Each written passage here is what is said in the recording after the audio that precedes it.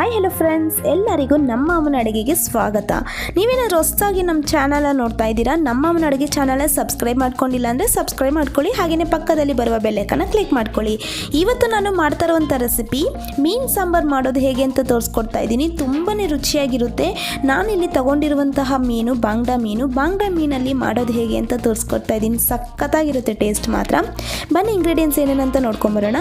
ಅರ್ಧ tea spoon ಆಗೋಷ್ಟು ಸಾಸಿವೆ ತೊಗೊಂಡಿದ್ದೀನಿ, ಮೆಂತ್ಯ 1/4 ಟೀ ಸ್ಪೂನ್, ಒಣಮೆಣಸಿನ್ಕಾಯಿ 2 ಕಟ್ ಮಾಡಿ ಇಟ್ಕೊಂಡಿದ್ದೀನಿ, ಅರಿಶಿನ ಪುಡಿ ಅರ್ಧ ಟೀ ಸ್ಪೂನ್, ಅಚ್ಕಾರದ ಪುಡಿ 1.5 ಟೇಬಲ್ ಸ್ಪೂನ್, ಧನಿಯಾ ಪುಡಿ 1.5 ಟೇಬಲ್ ಸ್ಪೂನ್, ಚಿಕ್ಕ ಈರುಳ್ಳಿ ನಾನಿಲ್ಲಿ 1/4 ಕಪ್ ಆಗೋಷ್ಟು ತೆಗೆದು ಸುಲಿದಿಟ್ಕೊಂಡಿದ್ದೀನಿ, ಬೆಳ್ಳುಳ್ಳಿ 15 ಸುಲಿದಿಟ್ಕೊಂಡಿದ್ದೀನಿ, ಕರಿಬೇವು 2 ಟೇಬಲ್ ಸ್ಪೂನ್, 1 ಟೊಮೆಟೊ, 1 ಇಂಚು ಶುಂಠಿನ ಕಟ್ ಮಾಡಿ ಇಟ್ಕೊಂಡಿದ್ದೀನಿ, 4 ಹಸಿಮೆಣಸಿನ್ಕಾಯಿನ ಉದ್ದುದ್ದಕ್ಕೆ ಕಟ್ ಮಾಡಿ ಇಟ್ಕೊಂಡಿದ್ದೀನಿ, 1 ಈರುಳ್ಳಿನ ಉದ್ದುದ್ದಕ್ಕೆ ಕಟ್ ಮಾಡಿ ಇಟ್ಕೊಂಡಿದ್ದೀನಿ, ನಿಂಬೆಹಣ್ಣು ಗಾತ್ರದಷ್ಟು ಹುಣಸೆಹಣ್ಣು ನೀರಲ್ಲಿ ನೆನೆಸಿಟ್ಕೊಂಡಿದ್ದೀನಿ, ರುಚಿಗೆ ತಕ್ಕಷ್ಟು ಉಪ್ಪು.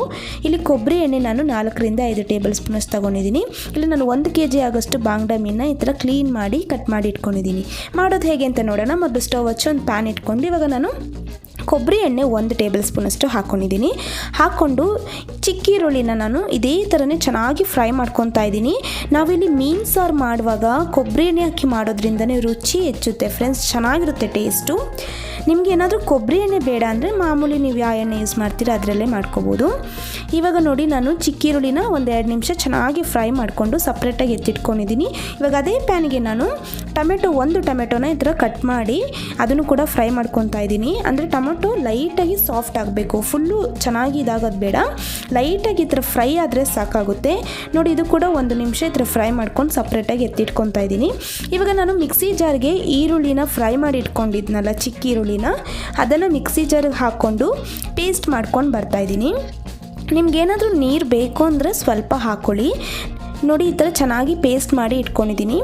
ಇವಾಗ ನಾನು ಈರುಳ್ಳಿ ಪೇಸ್ಟನ್ನು ಸಪ್ರೇಟಾಗಿ ಒಂದು ಬೌಲಲ್ಲಿ ಹಾಕಿಟ್ಕೊಂಡಿದ್ದೀನಿ. ಇವಾಗ ಅದೇ ಮಿಕ್ಸಿ ಜಾರಿಗೆ ನಾನು ಟೊಮೆಟೊನ ಫ್ರೈ ಮಾಡಿ ಇಟ್ಕೊಂಡಿದ್ನಲ್ಲ ಆ ಟೊಮೆಟೊ ಕೂಡ ಹಾಕ್ಕೊಂಡು ಚೆನ್ನಾಗಿ ಪೇಸ್ಟ್ ಮಾಡ್ಕೊತೀನಿ. ಟೊಮೆಟೊಗೆ ನೀರು ಹಾಕುವಂತಹ ಅವಶ್ಯಕತೆ ಇಲ್ಲ, ಯಾಕಂದರೆ ಅದರಲ್ಲೇ ನೀರಿನ ಅಂಶ ಇರೋದ್ರಿಂದ ಹಾಗೆ ಪೇಸ್ಟ್ ಆಗುತ್ತೆ. ಸ್ಟವ್ ಹಚ್ಚಿ ನಾನು ಮಣ್ಣಿನ ಪಾತ್ರೆನೇ ಇಟ್ಕೊಂಡಿದ್ದೀನಿ. ಈ ಥರ ನಾವು ಮಣ್ಣಿನ ಪಾತ್ರದಲ್ಲಿ ಮಾಡೋದ್ರಿಂದ ಮೀನು ಸಾರೆಲ್ಲ ತುಂಬ ರುಚಿ ಹೆಚ್ಚುತ್ತೆ, ಚೆನ್ನಾಗಿರುತ್ತೆ. ಇವಾಗ ನಾನು ಕೊಬ್ಬರಿ ಎಣ್ಣೆ ಹಾಕ್ಕೊಂಡಿದ್ದೀನಿ. ಕೊಬ್ಬರಿ ಎಣ್ಣೆ ಎಲ್ಲ ಬಿಸಿ ಆದಮೇಲೆ ಸಾಸಿವೆನ ಹಾಕ್ಕೊಂಡಿದ್ದೀನಿ. ಇಲ್ಲಿ ನಾನು ಅರ್ಧ ಟೀ ಸ್ಪೂನ್ ಅಷ್ಟು ಸಾಸಿವೆ ಹಾಕಿದ್ದೀನಿ, ಇನ್ನು ಅರ್ಧ ಟೀ ಸ್ಪೂನ್ ಸಾಸಿವೆ ಒಗ್ಗರಣೆಗೆ ಹಾಕ್ಕೊತೀನಿ. ಮೆಂತ್ಯ ಹಾಕ್ಕೊಂಡಿದ್ದೀನಿ, ಹಾಗೆಯೇ ಬೆಳ್ಳುಳ್ಳಿ ಶುಂಠಿ ಇಷ್ಟು ಹಾಕ್ಕೊಂಡು ಮೊದಲು ಚೆನ್ನಾಗಿ ಫ್ರೈ ಮಾಡ್ಕೋಬೇಕಾಗುತ್ತೆ. 1-2 ನಿಮಿಷ ಚೆನ್ನಾಗಿ ಫ್ರೈ ಮಾಡ್ಕೊಂಡಿದ್ದಾದಮೇಲೆ ನಾನು ಹಸಿಮೆಣಸಿನ್ಕಾಯಿ ಹಾಗೆಯೇ ಕರಿಬೇವು ಬಂದು ನಾನಿಲ್ಲಿ 1 ಟೇಬಲ್ ಸ್ಪೂನ್ ಹಾಕ್ಕೊಂಡಿದ್ದೀನಿ, ಇನ್ನೂ 1 ಟೇಬಲ್ ಸ್ಪೂನ್ ಒಗ್ಗರಣೆಗೆ ಹಾಕ್ಕೊತೀನಿ. ಇಷ್ಟು ಹಾಕ್ಕೊಂಡು ಚೆನ್ನಾಗಿ ಫ್ರೈ ಮಾಡ್ಕೋಬೇಕು. ಕಲರ್ ಚೇಂಜ್ ಆಗಬೇಕು. ನೋಡಿ ಇವಾಗ ಕಲರ್ ಚೇಂಜ್ ಆಗಿದೆ, ಲೈಟಾಗಿ ಗೋಲ್ಡನ್ ಬ್ರೌನ್ ಬಂದಿದೆ. ಇಲ್ಲಿವರೆಗೂ ಫ್ರೈ ಮಾಡಿಕೊಂಡ್ರೆ ಸಾಕಾಗುತ್ತೆ. ಇವಾಗ ಅರಿಶಿನ ಪುಡಿ, ಅಚ್ಕಾರದ ಪುಡಿ, ಧನಿಯಾ ಪುಡಿ ಇಷ್ಟು ಹಾಕ್ಕೊಂಡು ಚೆನ್ನಾಗಿ ಒಂದ್ಸತಿ ಮಿಕ್ಸ್ ಮಾಡಿಕೊಂಡು ಒಂದು 30 ಸೆಕೆಂಡ್ಸ್ ಫ್ರೈ ಮಾಡ್ಕೊಳ್ಳಿ. ಜಾಸ್ತಿ ಹೊತ್ತು ಫ್ರೈ ಮಾಡೋಕ್ಕೆ ಹೋಗ್ಬೇಡಿ. 30 ಸೆಕೆಂಡ್ಸ್ ಫ್ರೈ ಮಾಡ್ಕೊಂಡಿದ್ದಾದಮೇಲೆ ನಾನು ಮೊದಲೇ ಪೇಸ್ಟ್ ಮಾಡಿ ಇಟ್ಕೊಂಡಿದ್ನಲ್ಲ ಈರುಳ್ಳಿ ಪೇಸ್ಟು, ಆ ಪೇಸ್ಟನ್ನು ಹಾಕ್ಕೊಂಡು ಚೆನ್ನಾಗಿ ಒಂದ್ಸತಿ ಮಿಕ್ಸ್ ಮಾಡ್ಕೊತೀನಿ. ಯಾಕಂದರೆ ನಾವು ಮೊದಲೇ ಈರುಳ್ಳಿನ ಚೆನ್ನಾಗಿ ಫ್ರೈ ಮಾಡಿರೋದ್ರಿಂದ ಜಾಸ್ತಿ ಫ್ರೈ ಮಾಡೋವಂಥ ಅವಶ್ಯಕತೆ ಇಲ್ಲ. ಜಸ್ಟ್ ಈ ಥರ ಒಂದು ಮಿಕ್ಸ್ ಮಾಡಿಕೊಂಡು ಹಾಗೆಯೇ ಟೊಮೆಟೊ ಪೇಸ್ಟ್ ಮಾಡಿ ಇಟ್ಕೊಂಡಿದ್ನಲ್ಲ ಆ ಪೇಸ್ಟನ್ನು ಕೂಡ ಹಾಕ್ಕೊಂಡು ಚೆನ್ನಾಗಿ ಇದೇ ಥರನೇ ಮಿಕ್ಸ್ ಮಾಡಿಕೊಂಡು 1-2 ನಿಮಿಷ ಇದೇ ಥರನೇ ಬಿಡಬೇಕಾಗುತ್ತೆ.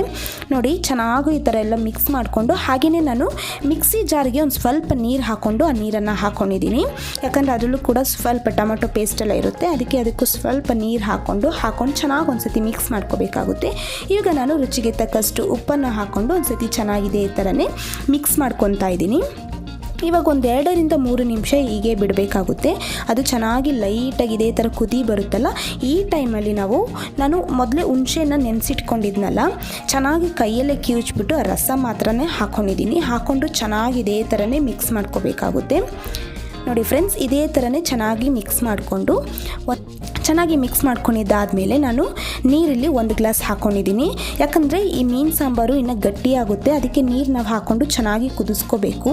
ಇವಾಗ ನೋಡಿ ನಾನು ಇದೇ ಥರನೇ ಒಂದು ಪ್ಲೇಟ್ ಮುಚ್ಚಿ ಚೆನ್ನಾಗಿ ಕುದಿಯೋಕ್ಕೆ ಬಿಟ್ಟಿದ್ದೆ.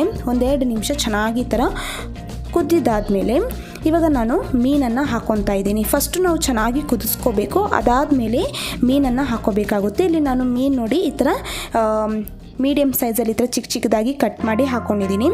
ನಿಮಗೆ ಒಂದೊಂದು ಮೀನು ಹಾಗೆ ಬೇಕಂದ್ರೆ ಹಾಗೆ ಕೂಡ ಹಾಕ್ಕೋಬೋದು. ಇವಾಗ ಇದನ್ನು ನಾನು ಒಂದು 2 ನಿಮಿಷ ಕುದಿಯೋಕೆ ಬಿಡ್ತಾ ಇದ್ದೀನಿ. ಯಾಕಂದರೆ ಮೀನೆಲ್ಲ ಹಾಗೆಯೇ ಚೆನ್ನಾಗಿ ಮಸಾಲೆ ಹಿಡ್ದು ಚೆನ್ನಾಗಿ ಬೇಯುತ್ತೆ. ಮತ್ತು ಇವಾಗ ನೀವು ಅವಾಗವಾಗ ಈ ಥರ ಲೈಟಾಗಿ ಹಿಂಗೆ ಮಿಕ್ಸ್ ಕೊಡಿ. ಯಾಕಂದರೆ ತುಂಬಾ ಮಿಕ್ಸ್ ಮಾಡೋಕ್ಕೆ ಹೋದರೆ ಅದು ಮೀನು ಏನಿದೆ ಅದೆಲ್ಲ ಒಡೆದೋಗ್ಬಿಡುತ್ತೆ. ಇದೇ ಥರ ಲೈಟಾಗಿ ಹಿಂಗೆ ಮಾಡಿಕೊಂಡು ಹಾಗೆಯೇ ಅದನ್ನು ಚೆನ್ನಾಗಿ ಬೇಯೋದಕ್ಕೆ ಬಿಡೋಣ.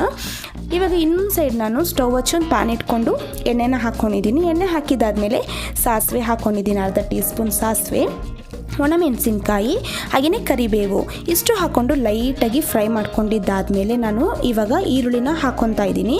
ಈರುಳ್ಳಿನ ಚೆನ್ನಾಗಿ ಫ್ರೈ ಮಾಡಿ ನಾವು ಈ ಥರ ಒಗ್ಗರಣೆ ಹಾಕೋದ್ರಿಂದ ಇನ್ನೂ ರುಚಿಯಾಗಿರುತ್ತೆ ಮೀನು ಸಾಂಬಾರು. ಇವಾಗ ನೋಡಿ ಈರುಳ್ಳಿಗೆ ಸ್ವಲ್ಪ ಉಪ್ಪನ್ನು ಹಾಕ್ಕೊಂಡು ಚೆನ್ನಾಗಿ ಫ್ರೈ ಮಾಡ್ಕೊತಾ ಇದ್ದೀನಿ. ಫುಲ್ಲು ಗೋಲ್ಡನ್ ಬ್ರೌನ್ ಬರಬೇಕು ಈರುಳ್ಳಿ, ಅಲ್ಲಿವರೆಗೂ ನಾವು ಫ್ರೈ ಮಾಡ್ಕೊಂಡು ಹಾಕಿದ್ರಿ ಅಂದರೆ ಸಖತ್ತಾಗಿರುತ್ತೆ ಟೇಸ್ಟು.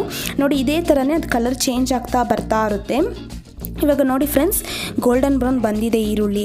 ಈ ಟೈಮಲ್ಲಿ ಇದನ್ನು ನಾವು ಹಾಗೆಯೇ ಒಗ್ಗರಣೆ ಮೀನು ಸಾಂಬಾರಿಗೆ ಹಾಕಿ ಲೈಟಾಗಿ ಮಿಕ್ಸ್ ಮಾಡಿ, ಫುಲ್ಲು ಮಿಕ್ಸ್ ಮಾಡೋಕ್ಕೆ ಹೋಗ್ಬಿಡಿ, ಲೈಟಾಗಿ ಈ ಥರ ಮಿಕ್ಸ್ ಮಾಡಿಕೊಂಡ್ರೆ ಮೀನು ಸಾಂಬಾರು ರೆಡಿಯಾಗಿದೆ ಫ್ರೆಂಡ್ಸ್. ಸಖತ್ತಾಗಿರುತ್ತೆ ಮಾತ್ರ. ನೀವು ಆವತ್ತೇ ತಿನ್ನೋದಕ್ಕಿಂತ ಮೀನು ಸಾರು ಹಾಗೆಯೇ ಒಂದಿನ ಬಿಟ್ಟು ನೆಕ್ಸ್ಟ್ ಡೇ ತಿಂದರೆ ಇನ್ನೂ ರುಚಿಯಾಗಿರುತ್ತೆ. ನೋಡಿದ್ರಲ್ಲ ಎಷ್ಟು ಸಖತ್ತಾಗಿ ಬಂದಿದೆ ಅಂತ. ನೀವು ಕೂಡ ಮನೇಲಿ ಒಂದ್ಸತಿ ಟ್ರೈ ಮಾಡಿ ಹೇಗೆ ಬಂತು ಅಂತ ನಿಮ್ಮ ಅನಿಸಿಕೆ ಅಭಿಪ್ರಾಯಗಳನ್ನು ಕಮೆಂಟ್ ಮೂಲಕ ತಿಳಿಸಿ. ಹಾಗೆಯೇ ನಮ್ಮ ಅಮ್ಮನ ಅಡುಗೆ ಚಾನಲ್ನ ಸಬ್ಸ್ಕ್ರೈಬ್ ಮಾಡ್ಕೊಂಡಿಲ್ಲ ಅಂದರೆ ಸಬ್ಸ್ಕ್ರೈಬ್ ಮಾಡ್ಕೊಳ್ಳಿ, ಪಕ್ಕದಲ್ಲಿ ಬರುವ ಬೆಲ್ ಐಕಾನ್ನ ಕ್ಲಿಕ್ ಮಾಡ್ಕೊಳ್ಳಿ. ಈ ವಿಡಿಯೋ ನೋಡಿರುವ ಎಲ್ಲ ವೀಕ್ಷಕರಿಗೂ ಧನ್ಯವಾದಗಳು.